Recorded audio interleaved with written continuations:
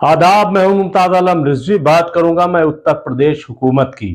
जी हां, उत्तर प्रदेश की हुकूमत की जानिब से ये हुक्म जारी किया गया है, जो सांस्कृतिक मंत्रालय है उसकी जानिब से तमाम जो डीएम हैं और मुतल्लिका जो कमिश्नर हैं उनको ये हुक्म जारी किया गया है कि वो बड़े पैमाने पर अखंड रामायण की तैयारी कराएं। और इसके लिए सरकार ने कहा है कि हर जिलों को 1-1 लाख रुपया का अनुदान दिया जाएगा। जी हां, ये खबर आई है कि चैत्र नवरात्रि और रामनवमी के मौके पर देवी दुर्गा मंदिरों और शक्ति पीठों में भव्य धार्मिक आयोजन कराया जाए और इसकी पूरी तैयारी की जाए। और सरकार ने इसके लिए न सिर्फ ये कि तमाम जो डीएम हैं उनको हिदायत की है, जो मुतल्लिका अफसरान है, कमिश्नर है, उनको कहा है, बल्कि इसके लिए 2 नोडल ऑफिसर भी तैयार किए और ये कहा है कि 21 मार्च तक सारी तैयारियां हो जानी चाहिए और जो लोग इसमें हिस्सा लेंगे वो औरतें और महिलाएं, लड़कियां, उनकी भी एक फेहरिस्त तैयार किया जाए और उनको बेदार किया जाए, उनको इस जानिब मुतवज्जे किया जाए, उनको शामिल करने के लिए हर मुमकिन कोशिश की जाए। और नोडल ऑफिसर जैसा कि मैंने कहा तैयार मुकर्रर किए गए और इसके साथ ही ये 29-30 को ये प्रोग्राम होना है और इसकी सारी तैयारी 21 मार्च तक हो जानी चाहिए। 1-1 लाख रुपए हर जिले को दिए जाएंगे, ये सरकार की तरफ से किया जा रहा है और अखंड रामायण के लिए किया जा रहा है।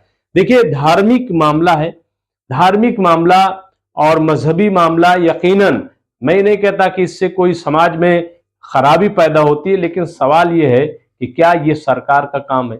खास तौर से जब सरकार ये कहे कि हम संविधान के मुताबिक चलते हैं, जब सरकार ये कहे कि हम आइन के मुताबिक चलते हैं और दूसरों को ये सबक दिया जाए कि आप संविधान को सर्वोपरि रखें, तो अब हमारा संविधान कहता क्या है? क्या किसी एक खास मजहब को इस तरीके से प्रमोट किया जा सकता है? या जिस किस्म की अनुदान राशि अखंड रामायण को दी जा रही है कराने के लिए और मंदिरों को और तमाम जो शक्तिपीठ हैं इनको सजाने के लिए हिदायत दी गई है, हुक्म दिया गया है, क्या इसी तरीके से और जो दूसरे मजाहिब के धार्मिक स्थल हैं उनको सजाने के लिए भी सरकार कोई अनुदान देगी? एक सवाल है, मैं इसलिए सवाल कर रहा हूं, हालांकि कहीं कोई जब मुल्क सेकुलर है, जब हमारा पंथ निरपेक्ष जिसको हम कहते हैं संविधान है, धर्म निरपेक्ष संविधान है, तो सवाल यह है कि हुकूमत की तरफ से इस तरह की हिदायत क्यों जारी की जाती है? देखिए, हमारा जो भारतीय पंथ निरपेक्ष संविधान है उसमें क्या कहा गया है? ये बताया गया है कि 42वें संविधान संशोधन के बाद भारतीय संविधान की प्रस्तावना में पंथ निरपेक्ष शब्द जोड़ा गया, लेकिन पंथ निरपेक्ष शब्द का प्रयोग भारतीय संविधान के किसी अन्य भाग में नहीं किया गया है। वैसे संविधान में कई ऐसे अनुच्छेद मौजूद हैं जिनके आधार पर भारत को एक धर्मनिरपेक्ष राज्य कहा जा सकता है। और इसकी देखिए खास बात क्या है, भारत में संविधान द्वारा नागरिकों को यह विश्वास दिलाया गया है कि उनके साथ धर्म के आधार पर कोई भेदभाव नहीं किया जाएगा। धर्म के आधार पर कोई भेदभाव नहीं किया जाएगा, यह हमारा संविधान है। संविधान में भारतीय राज्य का कोई धर्म घोषित नहीं किया गया है और ना ही किसी खास धर्म का समर्थन किया गया है।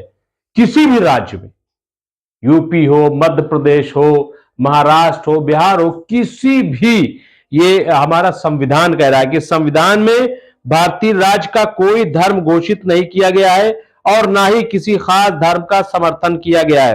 संविधान के अनुच्छेद 14 के अनुसार भारतीय राज्य क्षेत्र में सभी व्यक्ति कानून की दृष्टि में समान होंगे और धर्म, जाति अथवा लिंग के आधार पर उनके साथ कोई भेदभाव नहीं किया जाएगा।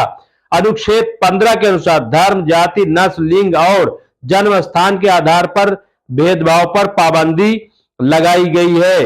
और इस तरीके के और बहुत सारे ऐसे इसमें प्रावधान दिए गए हैं, अनुच्छेद दिए गए हैं, जिससे आप ये कह सकते हैं कि धर्म निरपेक्ष की जो व्याख्या है वो क्या है। तो ऐसे में जब कोई स्टेट, कोई सूबा, किसी रियासत को ये इख्तियार नहीं दिया गया है कि वो किसी खास मजहब को सपोर्ट करे, तो सवाल ये है कि उत्तर प्रदेश की योगी सरकार ऐसा क्यों कर रही है? वो क्या दिखाना चाहती है? या फिर वो ये करे कि अपना जो संविधान है उसको तब्दील करे, उसमें कोई बदलाव लाए, या फिर वो सबको एक साथ सबको समान देखे, सबको इस तरीके की जो धनराशि है वो उपलब्ध कराई जाए और सबके मजहब में जो भी इस तरीके के काम है उनको इस तरीके से बढ़ावा दिया जाए। ये एक सवाल है। सवाल ये है कि इससे ऐसा लगता है कि एक खास मजहब को प्रमोट करने की कोशिश की जा रही है और जो दूसरे मजाहिब के लोग हैं उनको नीचा दिखाने की कोशिश की जा रही है। ऐसा नहीं करना चाहिए और मुझे लग रहा है कि इससे कोई बहुत अच्छा मैसेज नहीं जा रहा है। लोग पहले भी रामायण भी कराते थे, अखंड रामायण भी कराते थे और हम खुद उन अखंड रामायण में शिरकत करते थे। 48-48 घंटे तक लगातार जो है वो अखंड रामायण पढ़ी जाती थी और रामलीलाएं होती थी, बड़े बड़े प्रोग्राम होते थे, लेकिन उसमें कोई सरकार का अमल दखल नहीं होता था, बल्कि मकामी लोग करते थे और जब मकामी लोग करते थे तो वो चंदा से होता था और बड़ा उसमें खुलूस होता था। हम लोग खुद चंदा देते थे, लेकिन सरकार का इन्वॉल्वमेंट जिस तरीके से हो रहा है इसका मतलब क्या है, इसका मकसद क्या है, ये जानने की जरूरत है। बहुत बहुत शुक्रिया।